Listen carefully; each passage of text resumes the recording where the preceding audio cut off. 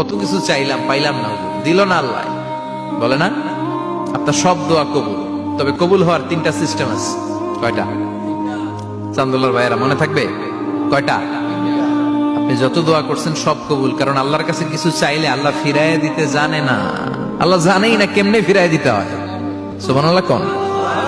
চাওয়া মাত্রই আল্লাহ বলে অ্যাকসেপ্টেড, যা কবুল, দিব দিব না এটা বলতে জানে না, চাওয়া মাত্রই বলে দিব। 3 সিস্টেম। নাম্বার 1, আপনি আল্লাহর কাছে দোয়া করলেন, চাইলেন, আল্লাহ বলে দিব, বলেই তিনি দিয়ে দেন আর আপনি খুশি হয়ে যান, পেয়ে গেলেন।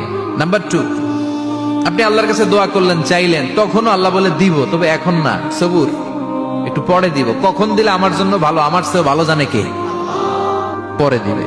নাম্বার 3, চাইলেন, দোয়া করলেন, আল্লাহ তখনও বলে দেব, তবে এখনো না, পরেও না, কিয়ামতের দিন যেদিন বিপদে পড়বে ওই দিন দেব।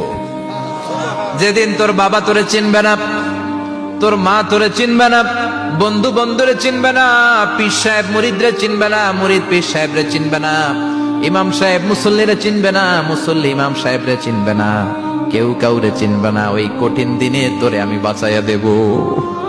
তাই দোয়া যা করছেন ছোটবেলা থেকে আজকে পর্যন্ত, লস হয়েছে না লাভ? লস না লাভ? এজন্য বেশি বেশি দোয়া করার দরকার আছে না নাই?